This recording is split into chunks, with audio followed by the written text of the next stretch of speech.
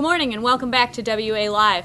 I'm Maggie Berthume, the Director of Debate at Woodward Academy, and today we will be continuing our government economics debates with Mr. Jackson's government economics class. I have on my right Mr. Brian Keith Jackson, history, government, and economics teacher here at Woodward, and on my far right Mr. Bill Batterman, Associate Director of Woodward Debate.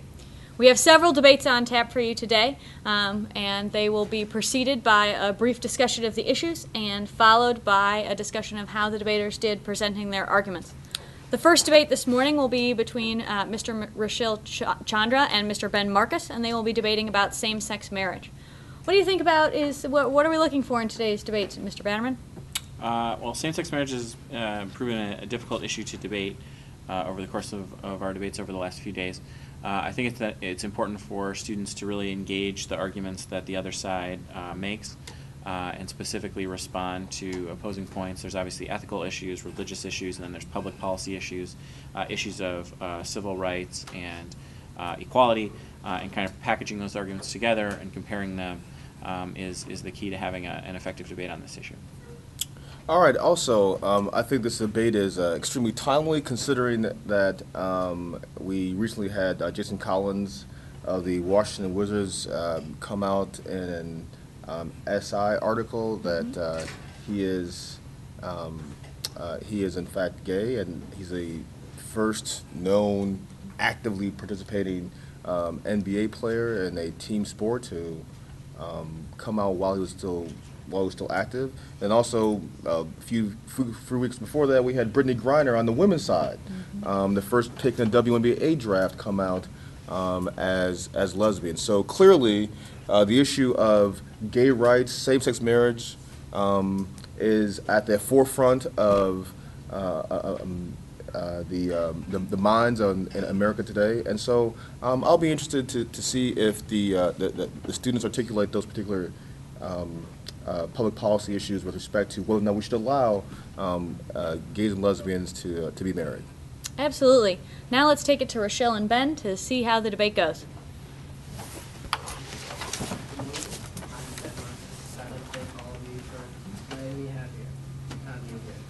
Despite what advocates of gay marriage claim, there are many disadvantages to allowing gay marriage. The Defense Against Marriage Act clearly states that marriage is between a man and a woman. If gay marriage is made illegal, throughout all the states, our tax dollars will be going to funding gay marriage couples. We live in a predominantly Christian nation. And gay marriage is against their religion. Is it fair to make most of us pay for something that we do not support? A civil union is an entirely fair compromise, so if the gay couple gets the rights they want, but they aren't legally married. So it is a win for everyone, because you're hurting nobody's religion. The sole reason of a true marriage is to produce children. Even if there are marriages that do not produce children, the union between a man and a woman originally is to make children. That's what God wanted. Laws against gay marriage have existed for centuries, not to become oppressive, but because they've understood that it's in the best interest of society. How gay marriage is a prominent issue today. The laws like Proposition 8 in California and the Defense Against Marriage Act clearly state that marriage is only between a man and a woman. They are legal and supported by public opinion. How do we know what it's like for children of gay couples? Is it fair for them to go through life without major guidance from a mother and a father? Two fathers or two mothers is not the same thing as having either parent. Each child, I'm sure all of you learned something from one or the other parents. Can you imagine growing up without a mother or a father? I'm sure most of you can't.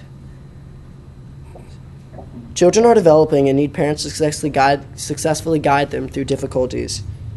The difficulties of development. Not only that, but it erases what the meaning of marriage is to have a gay couple. It is an unhealthy and unsafe thing to make adoption easier by allowing gay couples to get married.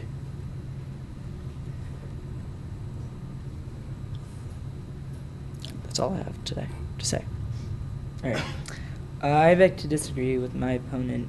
First of all, it is no one else's business if two men or two women want to get married, two people of the same sex who love each other should be allowed to publicly celebrate their commitment and receive the same benefits of marriage as opposite-sex couples.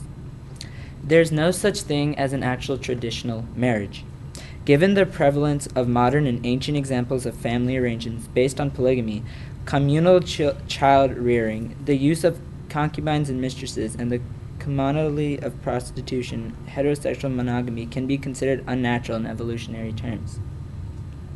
Gay marriage is protected by the Constitution's commitment to liberty and equality. The U.S. Supreme Court declared in 1974 Cleveland Board of Education v. LaFleur that the freedom of personal choice in matters of marriage and family life is one of the liberties protected by the Due Process Clause.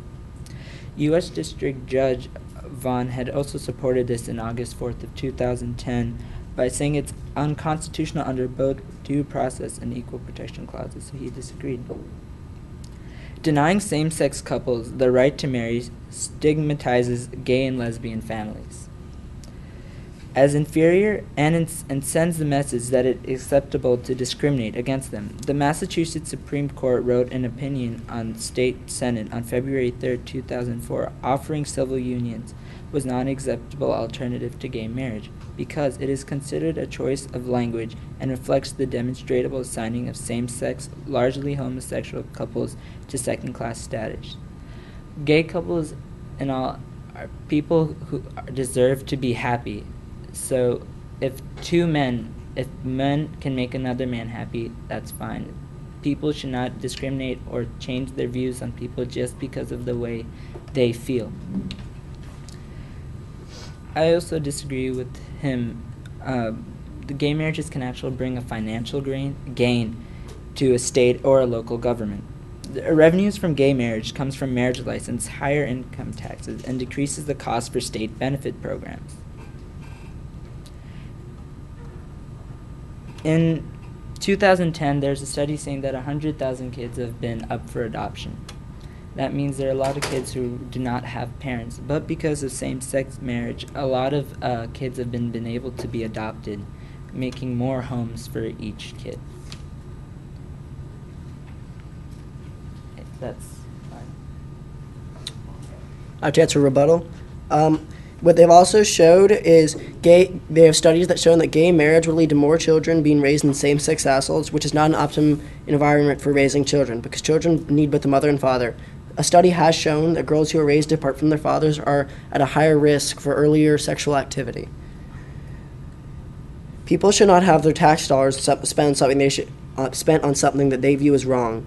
Gay marriage would entitle gay couples to typical marriage benefits, including claiming a tax exemption for a spouse, receiving Social Security payments from a deceased spouse, and coverage by a spouse's health care insurance. On December 17, 2009, the Congressional Budget Office estimated that the cost to the federal government of extending employment benefits to the same-sex domestic partners of certain federal employees, which is also making no mention of additional costs such as Social Security and inheritance tax, would be $596 million in mandatory spending and $302 million in discretionary spending. We are in deep economic trouble. Is it fair to make our government spend even more on on the money they do not have? Gay marriage is also incompatible with beliefs, sacred texts, and traditions of many religious groups. The Catholic Church, Presbyterian Church, Islam, United Methodist Church, Southern Baptist Convention, Church of Jesus Christ of Latter-day Saints, National Association of Evangelicals, American Baptist Churches of the United States all oppose same-sex marriage. Expanding marriage to same-sex couples may lead to churches being forced to marry couples and children being taught in schools that same-sex marriage is the same as opposite-sex marriage. And to the people who hold those beliefs, that is not only unfair, wholly in a sin, but it's uncomfortable for them. Is it fair to make a country that does not, as a whole, does not support something legal, make it legal? But same-sex marriage is a civil right. So marriage is, excuse me for a moment. Marriage is not a right. Society can choose to endorse certain types of sexual arrangements and give support to them in the form of benefits to these arrangements. Marriage was created to allow society to support heterosexual couples and procreation, and society can choose not to give the same benefits to same-sex couples. Marriage should not be extended to same-sex couples because homosexual relationships have nothing to do with procreation. Allowing gay marriage would only further shift the purpose of marriage from producing and raising a child and children to adult gratification. Also, the American Sociological Review suggested that children with lesbian or gay parents are more likely to engage in homosexual behavior. The 1997 book, Growing Up in a Lesbian Family, Effects on Childhood Development by Fiona Tasker, who has a PhD, and Susan Golombek, who also has a PhD, observed that 25% of sampled young adults raised by lesbian mothers have engaged in homoerotic relationship, compared to 0% of sampled young adults raised by heterosexual mothers.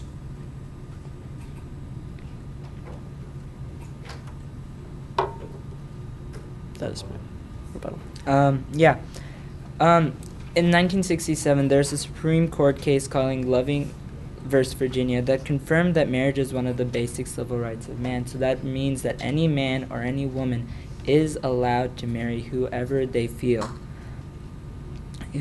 like will bring them happiness.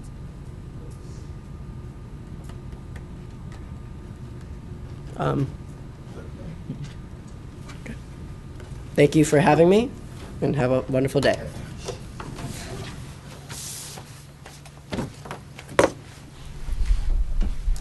wants to lead? Okay. Bring the energy. Bring the energy. All right, we're back. Welcome back. That was a rousing debate by Ben and Rochelle over same-sex marriage. Let's evaluate how they did. How do you think they did, Mr. Batterman? I thought that Ben's anti-same-sex marriage presentation was probably the best that we have heard so far on this issue. I think that he did a good job of citing sources to support his arguments. Not necessarily sure that they're the best sources or that these arguments are correct, but he did bring some scholarship into his argument, and he kept alive a lot of different threads that I think were diverse and were relatively effective. I thought that he did a good job. I agree. What did you think of Rochelle's performance?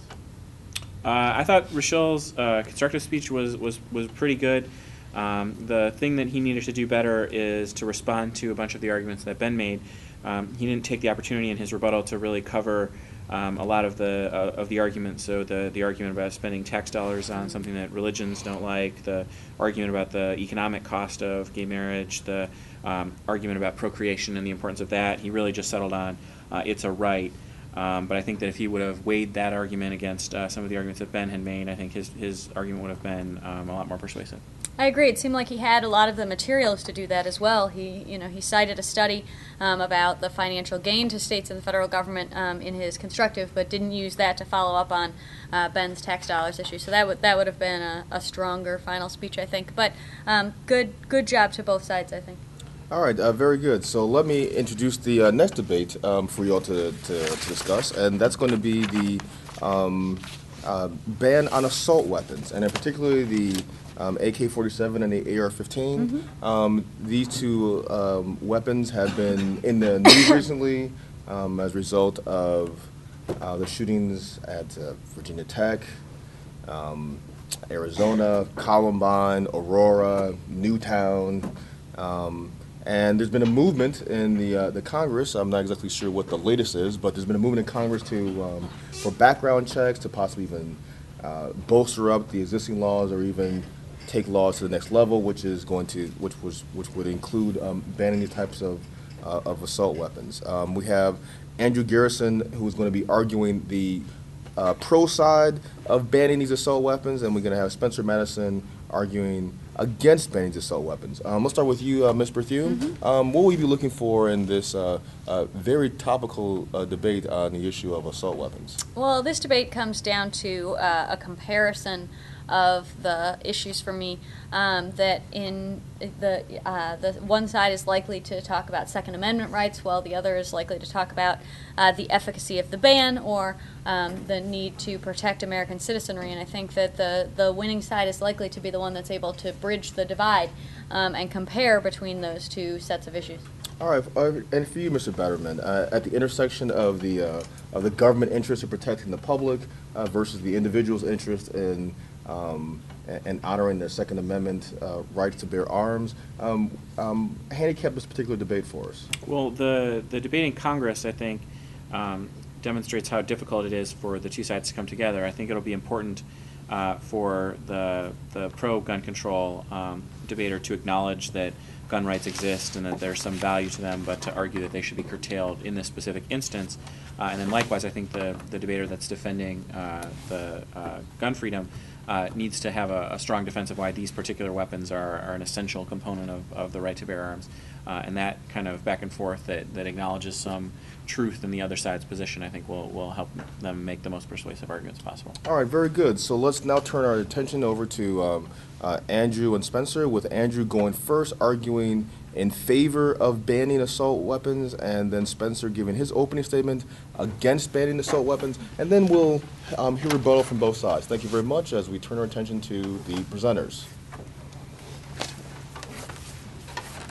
All right, I'm Andrew, and I'll be arguing on the pro side of the assault rifle ban.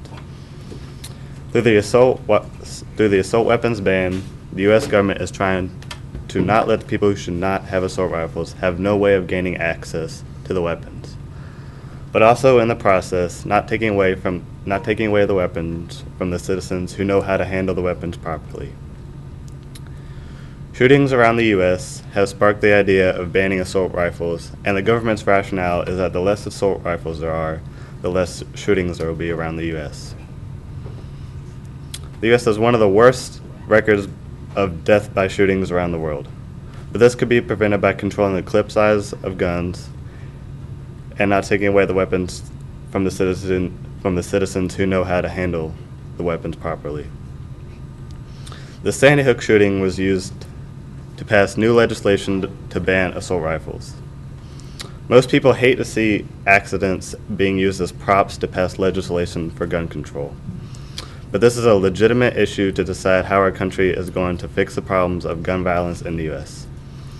Federal and most state law allow juveniles to purchase long guns such as shotguns, hunting rifles, and assault rifles such as AK-47s and AR-15s, manufactured before 1994. There are also many loopholes that people can utilize in order to obtain assault rifles. The main loophole that most people use in purchasing assault rifles is through the internet and buying weapons at private gun shows that do not perform background checks. There are often dramatic and tragic effects of loopholes, such as gun-related school violence. There have also been a couple of mass shootings at schools in the last 15 years due to some of the loopholes that they have found in order to obtain the weapons. One of the most tragic shootings occurred at Virginia Tech when a student killed 32 people before turning the weapon on himself, and the most recent accident in Newtown, Connecticut. In order to prevent these shootings from happening, a ban on clip size, assault rifles overall, and a closer monitoring of loopholes should be made. All right. The United States government should have no ban on assault rifles such as the AR-15 or AKs whatsoever. It is the right of the people to bear arms stated in the Second Amendment of the Constitution of the United States. Our founding fathers broke away from Great Britain in the first place so we could obtain these rights.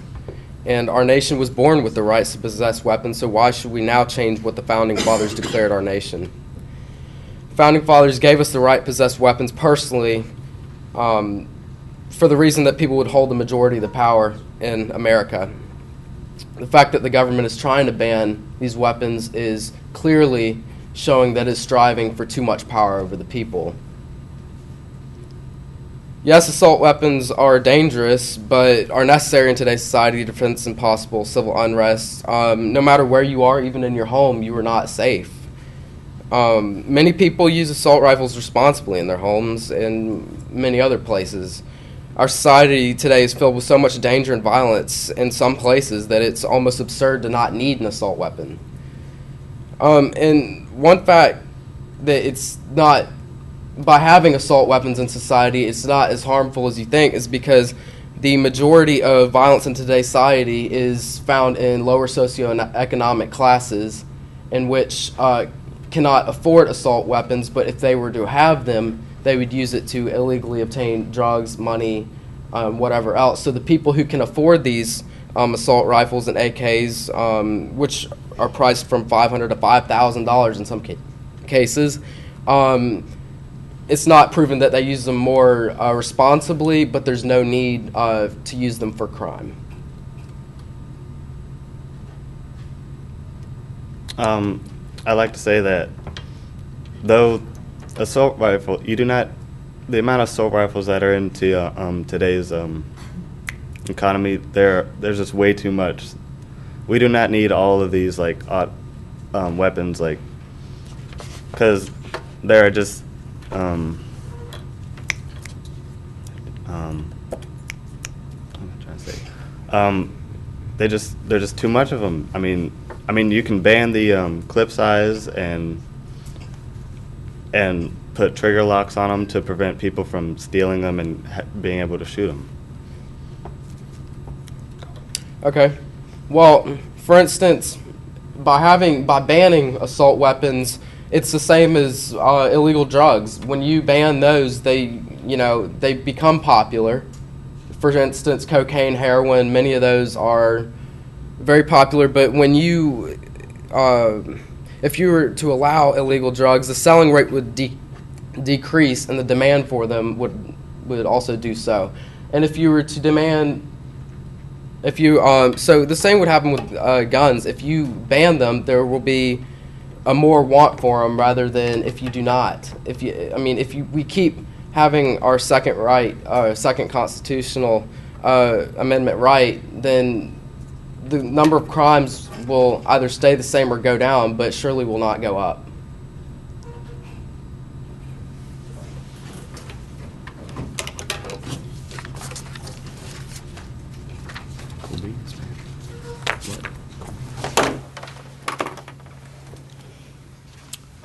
All right.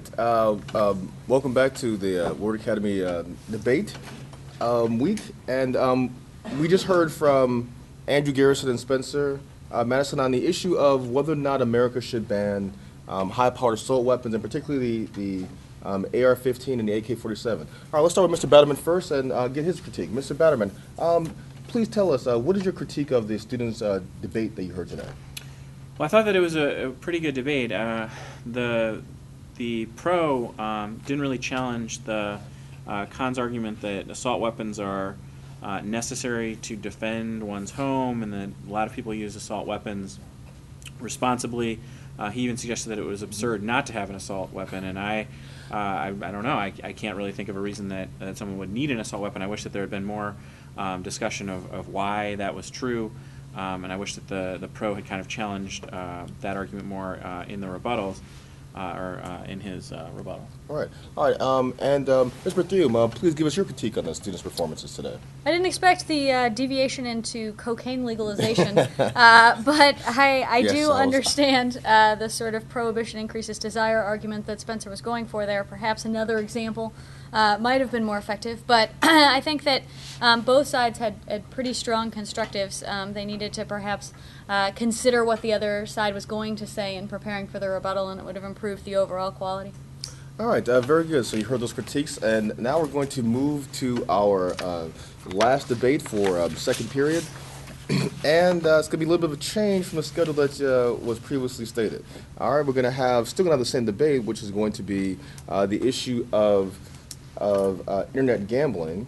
And we're going to have Miss Imani Hopgood, who's going to argue the pro side of having internet gambling. And we're going to have our own Mr. Bill Batterman do a extemporaneous debate on the con side. All right, so let's go over to Ms. Berthiaume and talk to her only, since we already know what you're going to say. Ms. Berthiaume, please tell us, how would you handicap this week's debate on the issue whether or not America should allow for internet gambling. This is an interesting one because I think that much like the legalized prostitution debate we saw in the first period today, there are intersecting questions of both morality and the efficacy of bans on internet gambling. And I'll be curious to see how both sides use sort of the current situation to their benefit to explain why it should or should not be legal. But it's always exciting to see a debate that affects not only students but also affects things like international law, our tax policy, as well as moral issues. So I'll be curious to see how we bring all of those together. Right, there's definitely a confluence of the government's interest and economics, which is perfect since this is a government economics class. Indeed. All right, so without further ado, you see Mr. Batterman here. Then the next time you see him, he'll be at the debate podium, in which we'll have Imani Hopgood arguing the pro side of internet gambling, and she will go first. And then we'll have our own Mr. Bill Batterman here, who will argue the con side. Thank you very much as we turn our attention to the debate podium.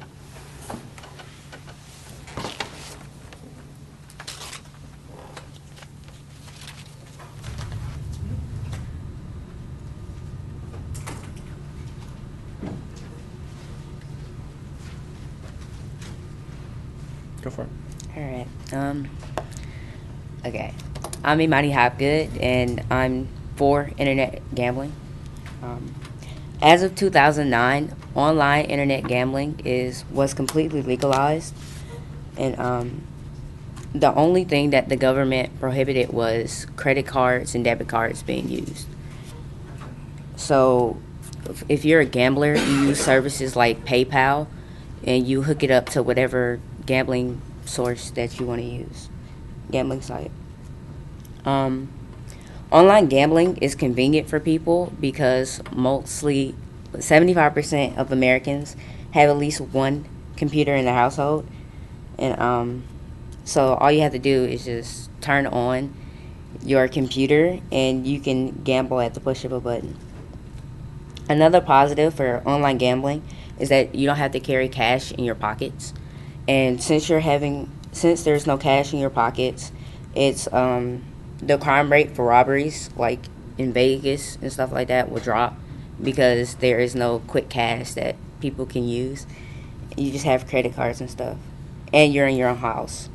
And also, people don't have to deal with like crowds and the feeling of having to tip the staff, and they also don't have to deal with obnoxious drunks and being around secondhand smoke. And secondhand smoke causes close to 50,000 deaths per year, so cutting back on the exposure will most likely cut down on the number of deaths every year.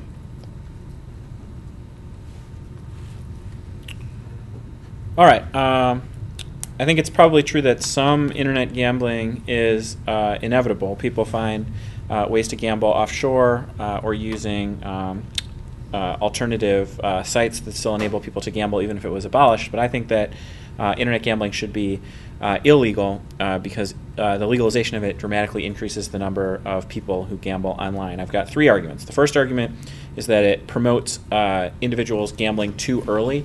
So a lot of middle school, high school students, when internet gambling is accessible and legal, will take advantage of that opportunity. They're less responsible, and beginning gambling that early in life makes it more likely that individuals will get addicted to gambling. It also makes it easier for them to be taken advantage of by adults and by websites that prey on people who are inexperienced at gambling. The second argument is that it makes it too easy for addicts to continue gambling. So as Imani said, it's very convenient to gamble online. It means that you don't have to go outside, you don't have to interact with crowds, you don't have to go to a physical casino. But the flip side of that is it means that people who are addicted to gambling can very easily continue their addiction without people noticing. A casino will be able to identify people who are gambling too much, and the people can remain more anonymous when they're gambling online. A lot of people are addicted to gambling. It can be terrible not just for individuals but for their families, and internet gambling makes that much easier. Third and finally, internet gambling trades off with brick and mortar kind of physical casinos, which are good because they benefit local economies, they enhance tourism, and in particular, they are a big part of the local economy for many Native American reservations. Those institutions would be hurt by the legalization of internet gambling. So when Imani says that it's convenient and people don't have to go to the physical place, I agree that for some gamblers that might be better, but I think for the overall society that's worse because it has a negative economic effect. Instead of investing in a casino in Georgia or in Mississippi or in Louisiana or in Las Vegas, you might be investing in a casino in Great Britain or in Asia or somewhere, and so that money is going somewhere else. So I think that internet gambling should be heavily regulated and made illegal. For your comment about the addicts, only 1 of 10 gamblers become addicts. And even if middle schoolers and high schoolers had the access to get on the website, they would still have to make an account and put money in the account. And most high schoolers and middle schoolers do not have credit cards or any other money stream to put on the accounts. So even if they got on the site, they couldn't gamble because they would have no money. And even though the money would be going over to different foreign countries, even if we heavily regulated online gambling here, we would still have to insert our Social Security. So the gambling sites don't have that. So we would never be able to tax and create revenue for online gambling here. So, all good points. I think that even if only 1 of 10 gamblers becomes addicted, the internet nature of gambling makes it easier for those people to get farther in to their addiction and to get farther underwater because it's so easy and it's so convenient.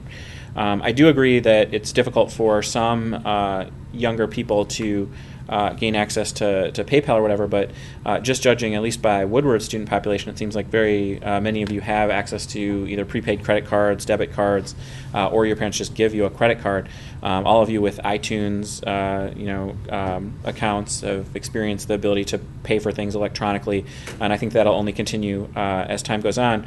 And then the last argument about regulation and the need to tax people is a fair argument. There certainly would be some tax revenue raised, but I think that there's still the cost of undermining business at brick and mortar physical casinos, especially native casinos. So I think that the economic cost of internet gambling outweighs the benefits. well, even though you can online gamble, many people still go to Vegas. Like, my mom is planning a trip in June, so it's not. We're not taking away from the casinos. You just don't have to drive. If you want to gamble that day, you just don't have to drive to the casino. And you said something about Woodward people having credit cards. This is Woodward. We go to a private school. Most people here are rich. But if you're talking about overall high schools and middle schools, most people do not have credit cards, especially if you're in a public school.